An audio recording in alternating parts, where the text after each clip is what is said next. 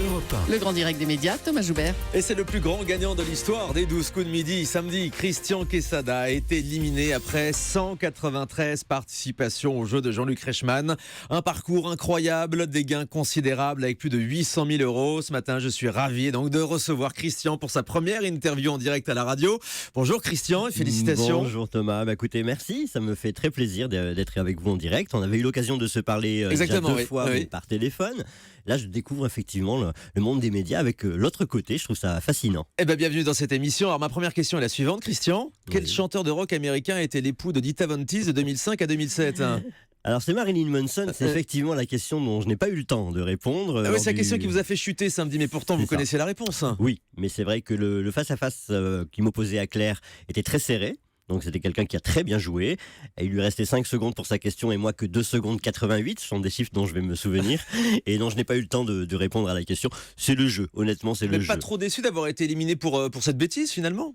C'est pas une bêtise, c'est-à-dire que j'aurais dû gagner un petit peu plus de temps sur quelques questions précédentes. Ça fait partie du jeu. Elle était plus forte. Elle était très forte dans ce face-à-face-là et je n'ai absolument aucun regret vu la magnificence du parcours que j'ai effectué depuis juillet. C'est une évidence. Alors la championne qui vous a battu, qui a pris votre place s'appelle Claire. Elle n'est pas prête de vous égaler puisqu'elle n'est restée qu'un jour, on l'a entendu tout à l'heure. Elle a abandonné le jeu pour des raisons personnelles. Qu'est-ce qui s'est passé très concrètement ? Eh bien, en fait, Claire est une jeune femme qui a repris ses études, c'est très méritoire et elle avait des examens importants à passer, donc elle n'a pas pu se présenter. L'enregistrement, c'est la question qu'on se posait tout à l'heure. D'accord. Alors d'où viennent toutes ces connaissances ? Jean-Luc Reichmann vous a surnommé le professeur. Oui, c'est un titre qui m'a amusé dans un premier temps et puis qui m'accompagne depuis. Alors ces connaissances, elles viennent d'abord d'une très bonne mémoire que j'ai toujours fait entraîner depuis de longues années. J'ai ce qu'on appelle une culture de base, j'ai quand même 52 ans. À l'époque, je me suis cultivé avec tout l'univers, avec Science et Vie, avec le quid. Et j'ai surtout la chance de m'intéresser à des sujets très variés. Et c'est ce qui fait un petit peu la différence par rapport à d'autres candidats. Oui, parce que dans les 12 coups de midi, les questions portent sur la culture populaire au sens très large, donc il faut s'intéresser à tout. C'est ça, c'est vraiment ce qu'on appelle de la culture populaire. Ça peut être des questions de géo, de sport, de médias, de people, de cuisine. Mais donc c'est-à-dire que vous aviez révisé sur les domaines qui n'étaient pas forcément vos domaines de prédilection ? Exactement. Moi, je suis plutôt spécialisé dans le sport, dans la géographie, par exemple, dans tout ce qui est cinéma et télé. Il a fallu que je me mette un peu à la page sur tout ce qui était people, qui est avec qui. Donc vous avez dévoré les magazines ? Exactement, je me suis même abonné à des magazines. Très bien. Alors vous avez gagné au total 809 392 euros très précisément, Exactement. dont 600 000 euros en cash me semble-t-il, et le reste en cadeau, C'est ça. dont 7 voitures. C'est ça. Alors les voitures, qu'est-ce que vous allez en faire ? Car je crois que vous n'avez même pas le permis. Alors non, je n'ai pas le permis, donc c'est un des meilleurs projets qui va m'accompagner dans les prochains mois, parce que j'ai tout simplement une très mauvaise vue. Donc les voitures, il faut savoir qu'il y a un petit délai. J'en ai récupéré une pour l'instant, que j'ai offert à mon ex-épouse. Donc il y en a 6 autres qui vont arriver.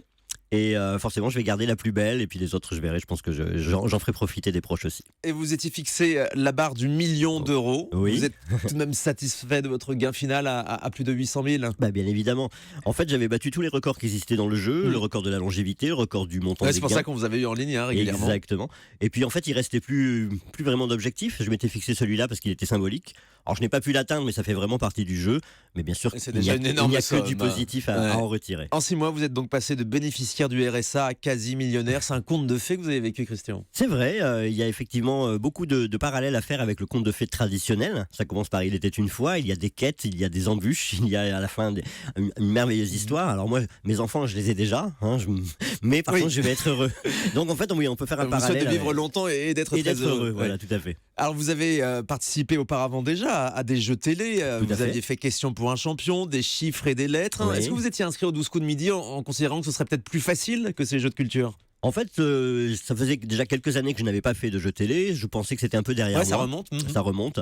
Mais c'est ma maman qui était grande fan des 12 coups de midi qui me disait mais vas-y, tente ta chance dans cette émission-là. Elle est faite pour toi parce que tu t'intéresses à beaucoup de sujets différents et puis tu es assez rapide.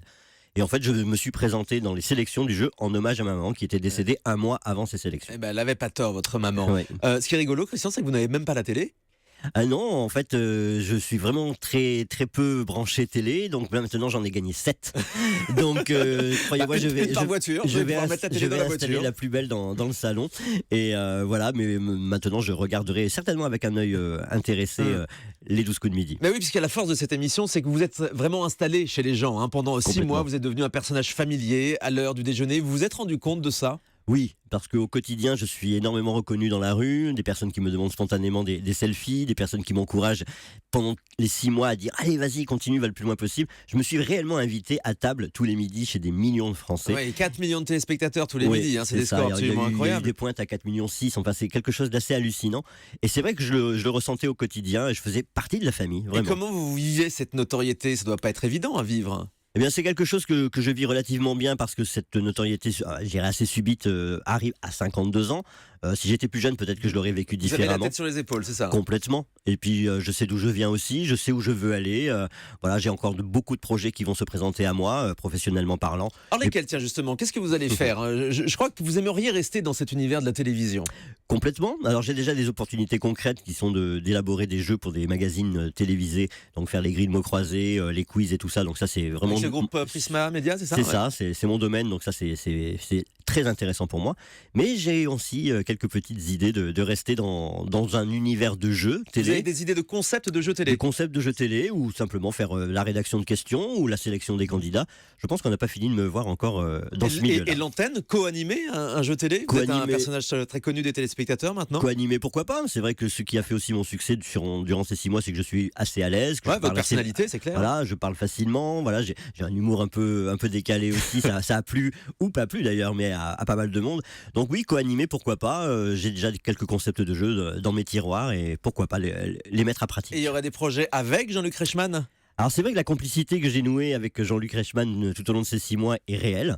Et je pense qu'on a quelques petites idées pour travailler ensemble. Alors pourtant, on a lu ce week-end dans Le Parisien que TF1 était en colère contre Jean-Luc Reichmann parce qu'il a annoncé votre défaite sur Facebook avant la diffusion de l'émission. Et Le Parisien a écrit que Reichmann ne supportait plus que Christian lui vole la vedette. C'est Non, vrai? ça c'est faux. Ça c'est faux. Je crois que Jean-Luc est quelqu'un avec qui on a tissé des liens de profond respect mutuel durant ces 6 mois.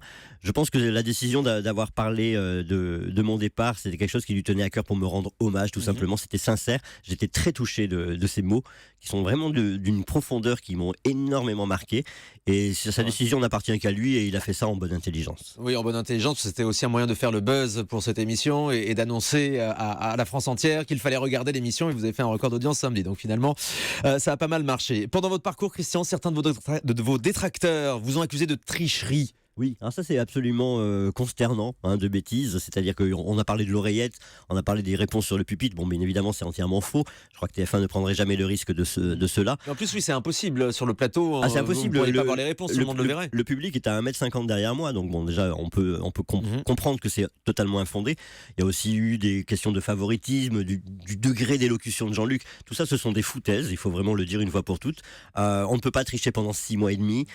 J'ai aussi fait mes preuves dans d'autres jeux télé. Donc Mais c'est être pas tombé d'un favorisé coup. par la prod, ça en revanche, c'est possible. Vous a peut-être mis des candidats moins forts que vous face à vous. Ouais, je pense que ça c'est assez mesquin de dire ça. Je crois que tous les partenaires de jeu que j'ai eu, parce que moi j'insistais, ce ne sont pas des adversaires mais des partenaires de jeu, ils étaient tous très très méritants au contraire. Ouais, mais la prod avait quand même tout intérêt à ce que vous restiez, Christian, ça vous le reconnaissez.